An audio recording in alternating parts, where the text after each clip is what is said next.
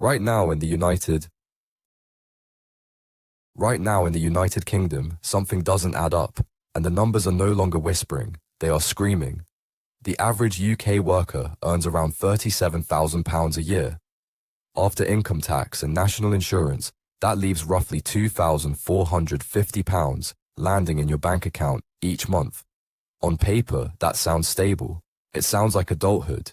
It sounds like you're doing everything right. But then reality hits.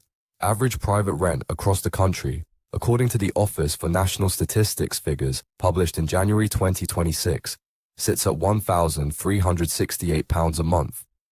Before you have turned on a light, before you have eaten a meal, more than half your income is already gone. Energy bills under the current Ofgem price cap work out at about £146 a month.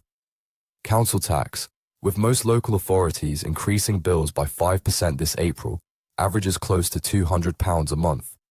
Transport to work, even outside London, can easily cost £150 to £200.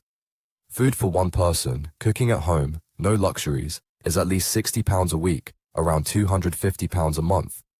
Add it together and you are staring at more than £2,100 in non-negotiable survival costs. That leaves maybe £300 to £400 for everything else in your life. Your phone, your broadband, clothes, emergencies, saving, living, and that's the average earner. Half the country earns less. The official narrative says things are improving. Inflation has cooled. Wages grew 4.6% last year. Mortgage rates are lower than their 2023 peak. Technically, all of that is true, but prices have not fallen. They have simply stopped rising as fast.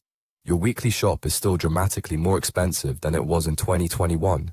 Your energy bill is still roughly double what it was 3 years ago. Rents have climbed every single year since the pandemic and have not meaningfully reversed. When leaders say the crisis is easing, what they really mean is the bleeding has slowed. The wound is still open. Let's go deeper into the numbers. The median full-time salary in the UK is now around £39,000. After deductions, that's roughly £30,500 take-home annually, about £2,540 per month. Using the same base expenses, rent at £1,368, energy at £146, council tax at £200, transport at £180, groceries at £250, you are left with perhaps £400 in breathing room. And that assumes nothing goes wrong. No dental emergency, no car repair, no boiler failure. One unexpected £500 bill and the entire month collapses into debt. That is the tightrope millions are walking. Now consider the 13 million workers earning below the median.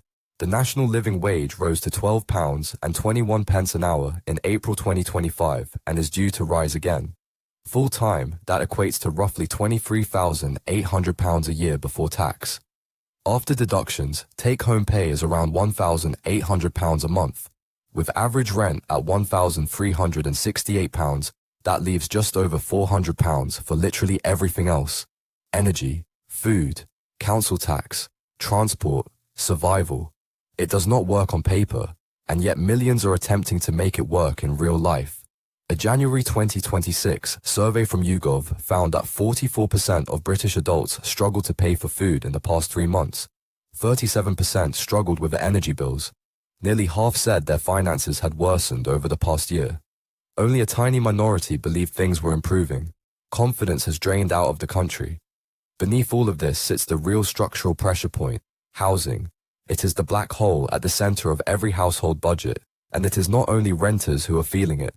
According to UK Finance, around 1.8 million fixed-rate mortgages are due to expire this year. Many of those homeowners fixed at rates between 2% and 2.5% during 2021. Today, average 5-year fixes sit around 4.3% to 4.5%. On a £250,000 mortgage over 25 years at 2.5%, repayments are roughly £1,120 a month. At 4.4%, that jumps to around £1,380. That is more than £3,000 extra per year. If borrowers fall onto a standard variable rate near 7%, payments can surge towards £1,800 a month. For households already stretched, that increase is devastating. The average UK house price, according to January 2026 data from Nationwide Building Society, is around £271,000. In parts of the south, prices have barely moved in 3 years. In some areas, including parts of London, values have edged down. So homeowners who bought near the 2021 peak are facing higher monthly repayments without the cushion of rising property values. Meanwhile, unemployment has crept up to around 5%, a multi-year high. Economic growth remains weak. If even a small percentage of overstretched households lose income, the consequences will be severe. There is also a widening generational divide. Roughly 6 in 10 people over 65 own their homes outright. They purchased decades ago when house prices were a fraction of today's levels relative to income. Their housing costs are minimal. But for those under 45, housing dominates everything. Renters face record prices. Mortgage holders face punishing resets. The wealth gap is no longer just widening, it is hardening into.